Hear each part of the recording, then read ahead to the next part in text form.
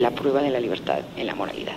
Que haya al menos una persona que se haya resistido es prueba suficiente de que existe libertad. 2. Con respecto a la deliberación pública, bueno, yo aquí me vuelve a preocupar la idea de las verdaderas intenciones que a ti y a Carl les parece. Entre otras cosas, digo, hay una dimensión, digamos, en donde yo vería la posibilidad de esas intenciones como inescrutables. ¿Cuáles eran las verdaderas intenciones? Bueno, si tú atiendes a lo que te dijo Eichmann, digo, las verdaderas intenciones, él no tenía nada contra los judíos, oye. Él estaba simplemente tratando de seguir la ley. A mí me parece mucho más problemático abordarlo así que abordarlo desde el tema, por ejemplo, de cómo existe una desensibilización moral en la sociedad en un momento determinado, donde todo lo que estaba prohibido ahora está permitido. Y a mí me parece exactamente otra vez la dimensión moral del resistirse la verdadera interesante y no la de las intenciones.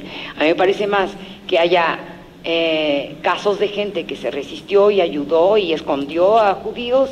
Esos me parecen muchos casos más interesantes que revelan en un momento determinado, ¿no?, la condición moral de todos los demás que no estaban o que estaban desensibilizados en esta idea del corazón de las tinieblas, donde todo ya está permitido. Bueno, pues, ¿no? Acuérdate de esa famosa frase que Arendt cita todo el tiempo de mejor que te hagan daño a tu ser el que haga daño, ¿no? Y entonces evidentemente ella pone la capacidad de la libertad igualmente en la idea de que alguien pudo haberse resistido. Y entonces, bueno, ¿qué hay? Me parece la posibilidad más interesante del debate de Goldhagen con Arendt es precisamente en que se puede hablar del tema como una desensibilización moral, como lo hubiera probado o lo hubiera puesto ella, y bueno, de hecho lo trabajó en Los orígenes del totalitarismo de una mejor manera que, como tú sabrás, hay miles de críticas que están bastante bien formuladas contra el libro de Goldhagen. A mí me interesa el libro de Goldhagen desde otra perspectiva, de la perspectiva de lo que eso prueba en el interés de la sociedad en algún momento por seguir leyendo, de la clase, por una forma de verse reflejados en la clase de culpa que tenía o que siguen sintiendo la gente y que de alguna manera está reformulada en ese libro.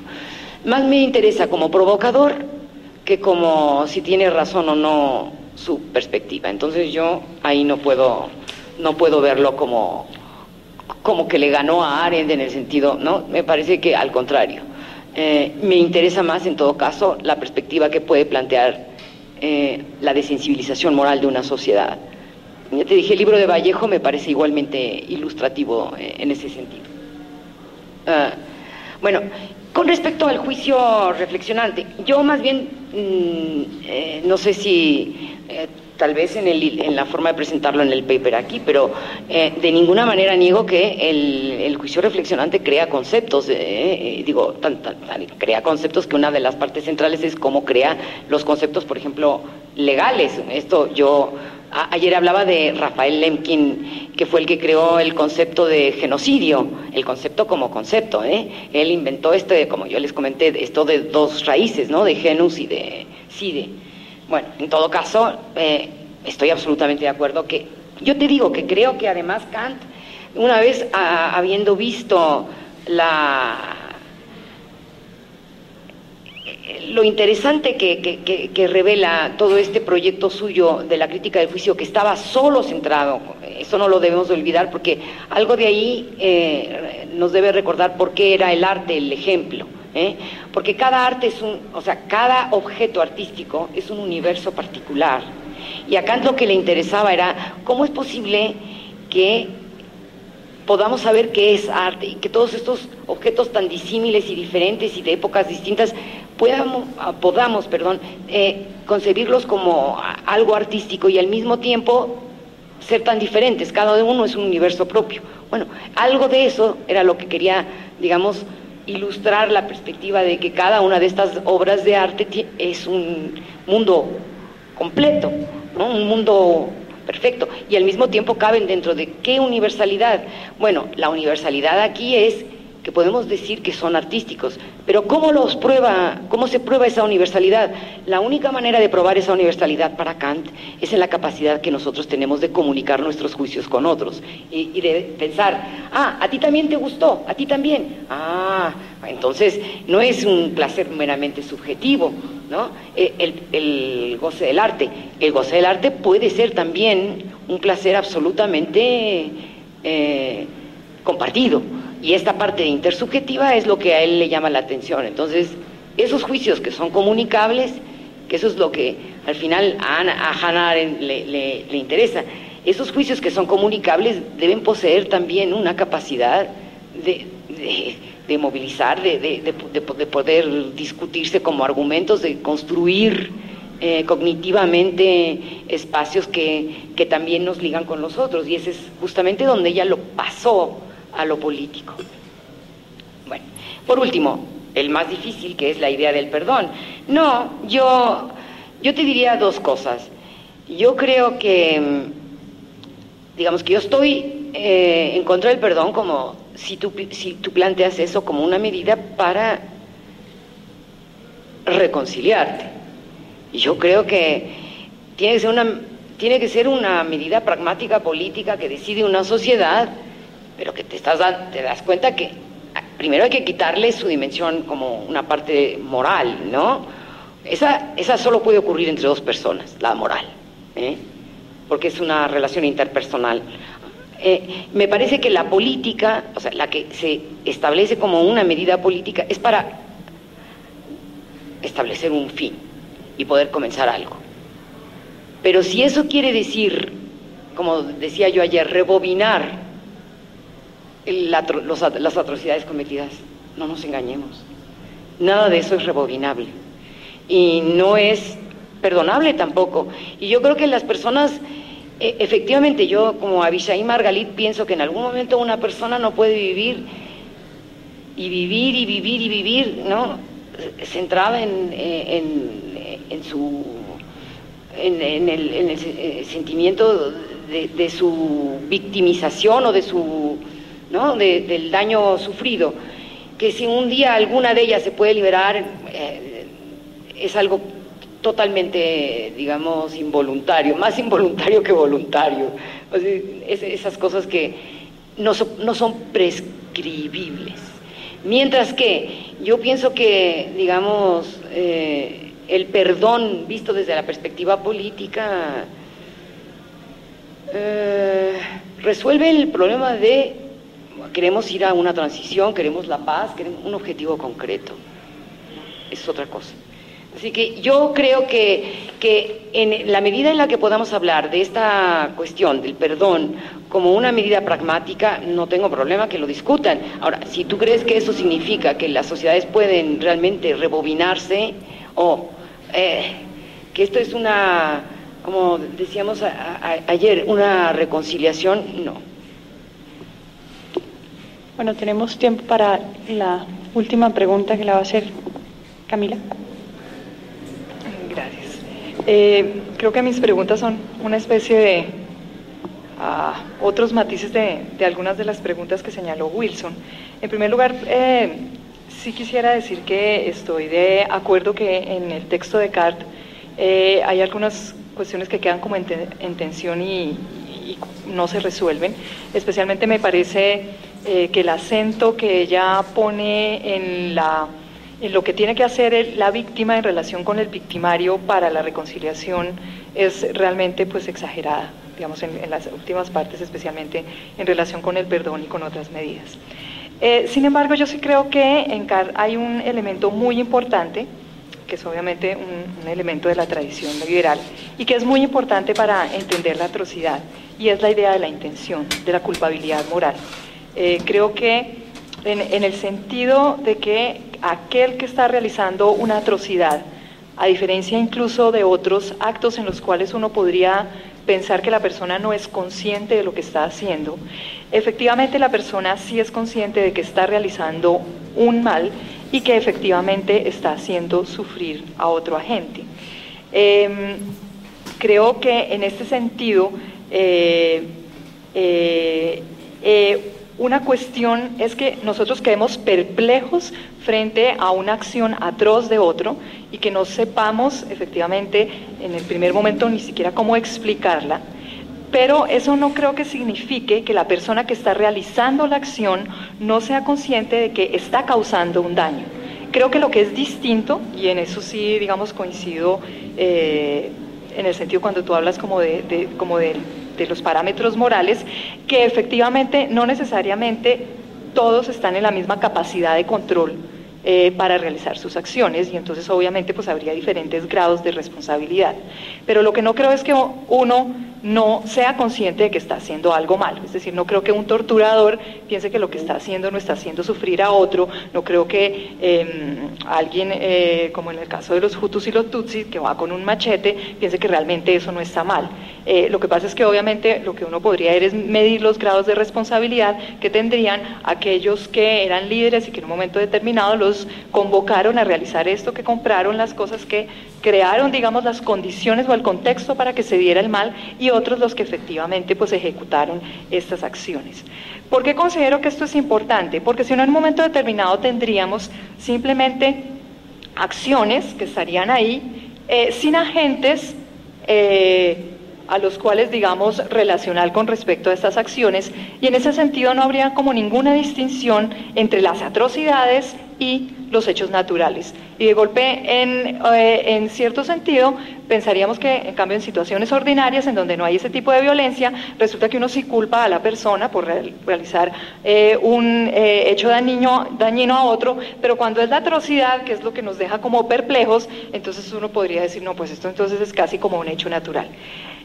¿Qué es lo que pasa? Que también veo alguna cuestión en relación, digamos, con lo que tú señalas con la ley. Si uno al menos lo ve en la tradición liberal y en lo que hacemos, digamos, yo a mi pesar soy jurista, pero finalmente me dediqué más a la filosofía que al derecho, resulta que la ley jurídica está cimentada precisamente en la idea de la intencionalidad, y justamente lo que hace la ley, la normatividad jurídica, es precisamente mirar todos esos casos en los cuales, porque si no, digamos, si simplemente nos quedamos en eso, entonces sería imposible hablar de justificación, sería imposible hablar de excusa, sería imposible hablar de atenuantes, de agravantes. Solo si lo miramos desde el punto de vista de la ley. La ley jurídica está cimentada sobre la idea de unos principios morales y la idea de la intencionalidad de la gente. Y en tercer lugar, me parece que sería imposible la capacidad de transformación. Si de alguna manera no hay una crítica respecto de las propias acciones y una crítica respecto de los grupos que realizaron sus propias acciones teniendo en cuenta la intencionalidad, me parecería muy complicado que efectivamente las sociedades se transformaran. Porque de alguna manera, si no hay intención y no hay culpabilidad, no habría responsabilidad, y por lo tanto las personas no tendrían que responder, ni los grupos tendrían que responder por los actos atroces que realizaron. O simplemente por, en el caso, digamos, de la sociedad como un todo, la responsabilidad política que tuvo frente a esto, o la responsabilidad moral por haber apoyado regímenes como el nazi, o haber apoyado regímenes absolutamente antidemocráticos o de una democracia muy restringida, como es el caso colombiano, por ejemplo. Entonces, sí me parece que ese elemento sí es clave para entender la atrocidad y también para enfrentarla. Bueno, yo creo que de nuevo hay lo que se dice en inglés nuances, que son como distinciones, y que tal vez yo no me supe explicar bien, porque yo no creo que digamos, al pensar en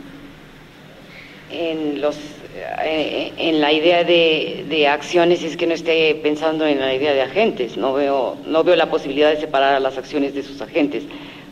Lo que pasa es que una cuestión es esa, es decir, no se separa ni siquiera la acción de los agentes y de los que padecen la acción, En mi punto de vista es que la acción es justamente el vínculo entre el agente y el perpetrador, y por lo tanto lo que es interesante son los efectos de las acciones.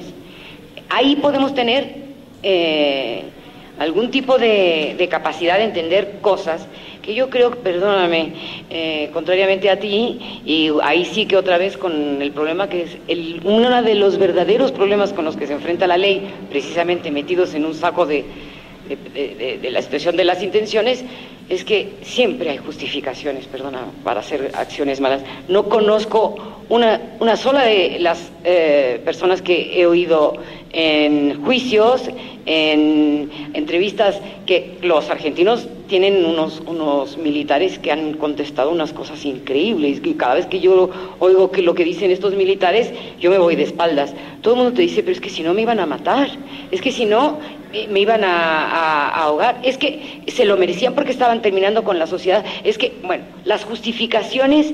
Ahora, que si eso significa que tienen intenciones, mira, seguramente que las intenciones la tienen. El problema no es ese, Camila. ¿Cómo las vas a medir las intenciones? ¿Te vas a meter a su cerebro?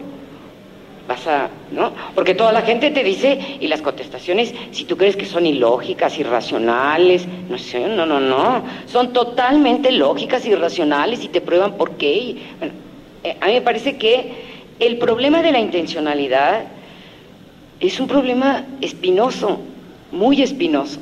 Luego te dicen, bueno, finalmente lo hice en defensa propia, lo hice porque, otros te dicen, lo hice porque no, así lo ha usado la ley en Estados Unidos, lo hice porque en un ataque de pasión. Sí, bueno, el problema para Kant es la libertad, o sea, ¿cómo justificamos eso? Yo creo que el problema de las intenciones, el problema de los motivos y el problema digamos, de esta dimensión psicológica es que nunca tendrás la posibilidad de saber a ciencia cierta lo que es de lo que no es. El problema de cómo transformar a la sociedad, bueno, sí, digo, la culpa es justo lo que estamos hablando. Bueno, sí, mira, el problema no es que la sociedad no se sienta culpable de lo que hicieron en un momento determinado una serie de grupos, o porque lo estimulamos, o porque lo dejamos que existiera, o porque volteamos y no quisimos ver. El problema, digo, es que evidentemente, yo digo, hay una especie de obligación de los que estamos acá, tú, yo y de otros personajes, para sensibilizar a la gente con respecto a su responsabilidad. Pero que eso sea garantía, no, de nada. Porque ya te dije, la culpa, hay gente que se sentirá culpable, por ejemplo, Primo Levi y todos los que sobrevivieron al Holocausto se sentían culpables de no haberse muerto con los que se murieron. Y me parece que no tenían muchos de ellos no tenían ni un solo motivo para sentirse culpables. Y otros nunca se sentirán culpables, aun cuando son el más culpable de los culpables. Entonces a mí me parece que más bien pongámonos la tarea, en lugar de estar discutiendo, siéntanse culpables, pongamos la tarea para sensibilizar moralmente a la gente para que pueda asumir la parte de responsabilidad que le corresponde. Pero que eso esté o no esté como garantizado por algo, lo lamento, Camila, pero no es así, no es así. De hecho, al revés, tenemos un reto nosotros, los que estamos preocupados por los problemas morales, para tratar de ver si de alguna manera encontramos caminos para sensibilizar a la gente, independientemente de que la gente sea 50% responsable, 60, 70, 80 o 100. Vamos a dejar ahí, volvemos a las 2 con la ponencia del profesor Castañeda. Sí. Sí, estamos haciendo videocopias, Guillermo. Entonces, no, cómo funciona es que quienes estén interesados en tener una copia en CD videograbada, se puede acercar al departamento, a la oficina de extensión, con un par de CDs o con un CD y obtiene, sí, eso, DVDs, en un DVD. Eso puede ser a partir 10 días. Eso.